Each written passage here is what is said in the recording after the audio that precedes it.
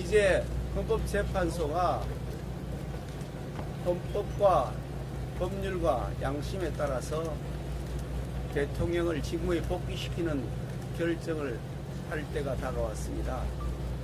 저는 그동안의 심리 진행 과정에서 나타났던 여러 오염된 증거, 조작된 증거, 회유에 의한 증거, 이런 것들이 다 배척될 수밖에 없다고 생각하고, 그러면 대통령에 대한 탄핵 청구는 기각되는 것이 너무나 당연한 원리다라고 생각하고 있습니다.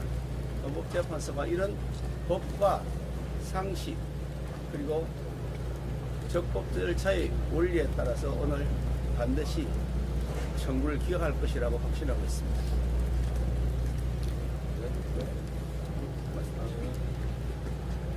저도 누누이 말씀드리지만은 100% 기각 각하를 확신합니다. 절차적으로 적법 절차의 원칙, 절차적인 정당성 면에 있어서 하자가 너무나도 많습니다. 절차적 흠결과 불공정은 결과의 정당성을 담보할 수가 없습니다. 그리고 실체적인 면에 있어서 내란죄 자체가 성립이 될 수가 없습니다.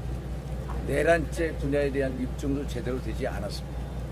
그리고 대통령으로부터 정치인을 직접 체포하라, 국회 기능을 무력화하라, 이런 지시도 전혀 나온 게 없습니다. 결국 홍장원의 메모, 박정근 사령관의 진술 등 상당히 오염된 증거와 진술들로 인해서 증거 능력 자체가 신빙성을 줄내줄 수가 없습니다.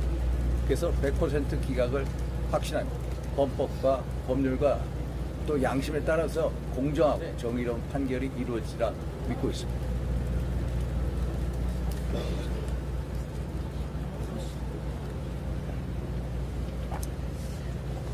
이제 잠시 뒤면 선고를 하게 됩니다.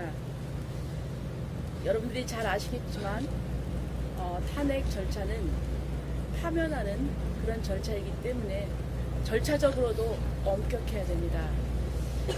하지만 그동안에 절차의 적법성과 공정성 문제에 대해서 여러 가지 문제 제기가 있었고, 저는 이 부분에 대해서 헌법재판소가 충분히 법률 전문가답게 이 판단을 했으리라고 생각을 합니다. 그리고 내용에 있어서도 계엄 선포의 어떤 동기를 봐야 됩니다. 이 부분에 대해서 헌법재판소는 충분한 심리를 거치지 않았다고 생각합니다.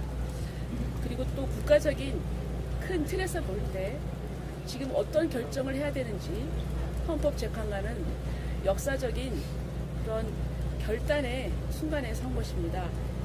저는 이런 모든 사정을 감안을 할 때 대한민국의 미래를 위해서 헌법재판소가 기각 결정을 하는 것은 당연하다고 생각합니다.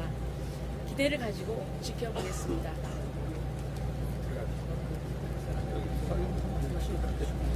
네, 12.3 계엄이 큰 문란이 아닌 것은 법리상으로도 명백해졌습니다.